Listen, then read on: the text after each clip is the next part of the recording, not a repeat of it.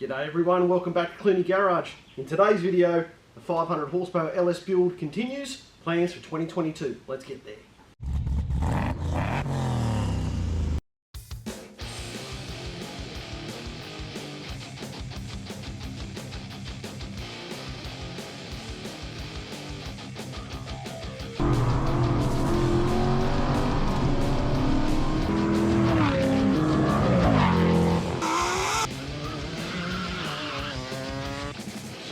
Guts.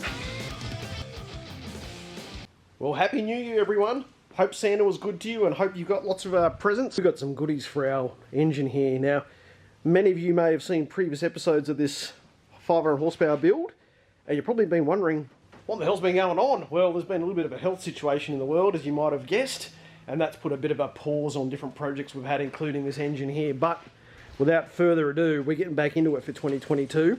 So we're going to start from the bottom and work our way all the way up to the top of the donk and share with you what we're doing. So this could be quite interesting because Santa has given us some gifts, and this thing is going into our Snotbox VE ute.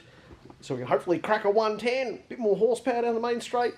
Hopefully, you know, young Fred stays out of the key litter. Let's have a look at all the mods. Well, the lifeblood of every engine is its oiling, and we'll start at the bottom here. As you can see, there's our standard pickup, and there is our standard wet sump. Now, we are probably going to stick with the wet sump, but we're going to do some modifications around a Accusump or an oil accumulation system. And that's to help us with, you know, high revs, cornering, and when we add a bit of aero to the ute, make sure we don't have any oil starvation, because these engines have been known to spin a bearing or two under high load. So we will be future-proofing our issues there. And we're also going to run obviously our 1060 oil in this thing. But something like an Accusump is what we're thinking. And we'll run that obviously in conjunction with our wet sump. And it acts like a bit of a surge in a pressurized cylinder. And that delivers oil when there's actually a sensor going off around oil starvation or loss of oil pressure. So we'll give that a go. Really keen to know if you've got experience with these Accusumps. We don't. We've just been doing a fair bit of research. We're going to look at the dry sump like I've got on the LS7, but then that's going to be a bit of a nightmare converting that onto our 6 litre. So we're going to stick with the wet sump, sorry, and yeah, we'll go with like the Accusump. In addition, we're going to upgrade our dear old oil pump. We'll go to a high volume, like maybe a Mellings. Apart from our LS7 engine, we haven't upgraded any oil pumps before, so leave some comments below. Let us know what sort of experience you've got with those things. We're hearing the Mellings are fairly good, but let us know. Alright, moving our way up the engine here, and you can still see we're running the standard engine mounts, but we're going to go with our tough mounts that we've already got in the VE. Earlier videos of us fitting our solid mounts, and they've been fantastic. Add a bit of reverberation through the car and a few extra vibrations, but they have been really good so far. We haven't had any sort of knock sensors going off or anything like that. You might hear people talk about that. We have had no issues in that regard at all. And yeah, we'll have solid engine mounts every day of the week if we could, even on Mrs. Fred's Audi. Alright, working our way up the engine as well. We're going to stick with the bottom end standard.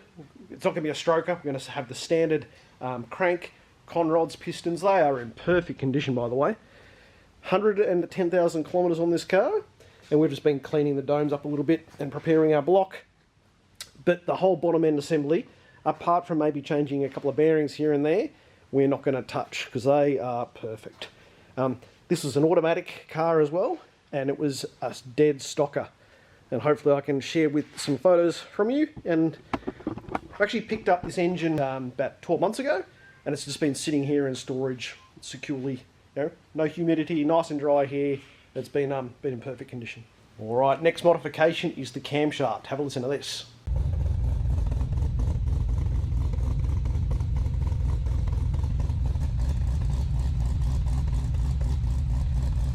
Would be nice if it sounded like that.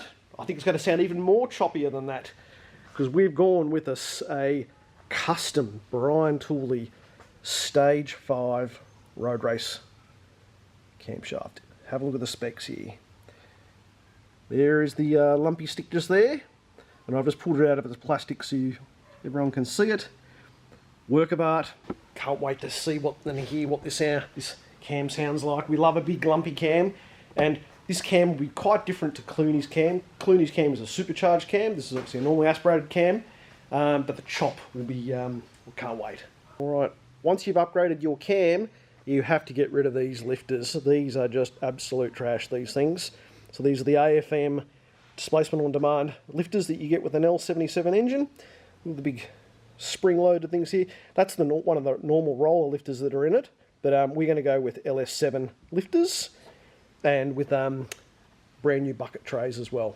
So that's the first step of our preventative maintenance. Let's go to the next bit. Next part of our preventative maintenance and for our high RPM application for our race motor is our trunnion upgrade. Notice how I didn't say trunnion? Everyone gives me crap about that. So totally different rocker body inside the roller rockers, the different circlips around here, and that stops all those little annoying needle bearings falling out and damaging your motor. But we're going to obviously stay with the same rocker body, but we've just done our trunnion upgrade. So we've got a video on that. Have a look at it. Well worth doing if you're going to want to protect your LS engine. Next component as we work our way up the engine here is our inlet manifold. Now this is our standard inlet manifold and we're going to stick with this, except we may be going up to our bigger throttle body. So we've got a 102mm Nick Williams that's sitting at Gentech at the moment. It may or may not fit because that throttle body is designed for a blower snout, but either way we'll look at getting a bigger billet style throttle body. But these actually the body of the inlet manifold, there's nothing wrong with them. And this one's in perfect condition, as you can see. We'll stick with the standard fuel rails. And speaking of fuel, we will probably go to E85 as well. You're probably looking at this engine wondering, where in the hell are the heads, Fred? And we've done another video on the heads. We've actually got our Higgins CNC ported race heads on them. And we actually had to lend them to a different race car. So we're headless at the moment. Like a headless chicken. But they will be going back on. And we're just going to go back down to Higgins and get another set of heads. Because, yeah, ours have been donated to another engine at the moment, whilst we wait for ours to come back. Well, that's all good. And then, of course, it's the famous dyno tune to get the most amount of goodness out of the air-fuel ratios, get all the tables where they need to be, get some grunt out of this thing. We're thinking 500 horsepower, you know, at the crank. On E85, we could do more than that, you know. So it's going to be normally aspirated, heaps of compression, and, you know, we're thinking even it could be netting somewhere in the order of, you know, high 300s of rear wheel kilowatts at the hub. So wait and see. Have a look at this. There's an old clip from the Snot Box when it had its first tune. Have a listen to this. I think I can hear the Snot Box.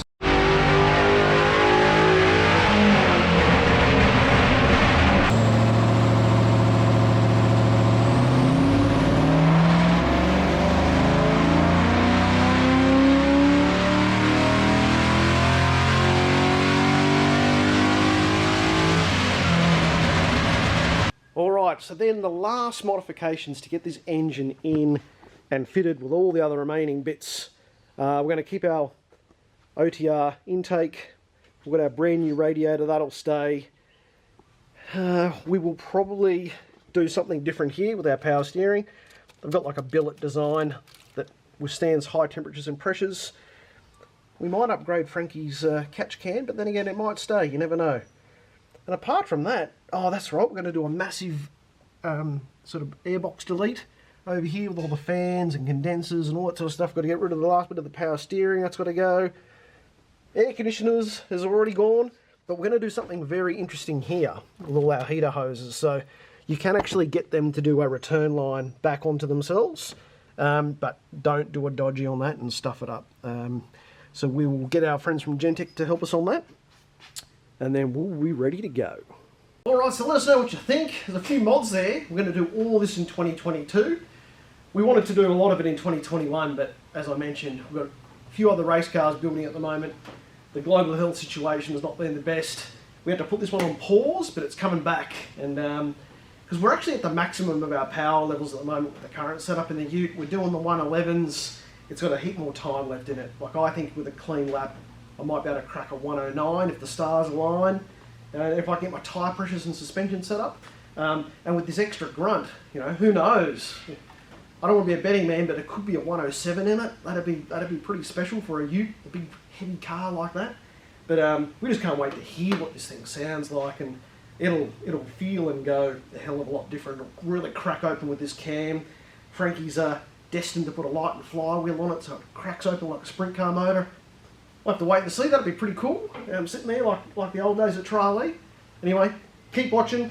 I'll get more updates, what we're doing. We'll do a full assembly video when we put everything back together. Get our heads back, get it in the car, get it tuned. Catch you later.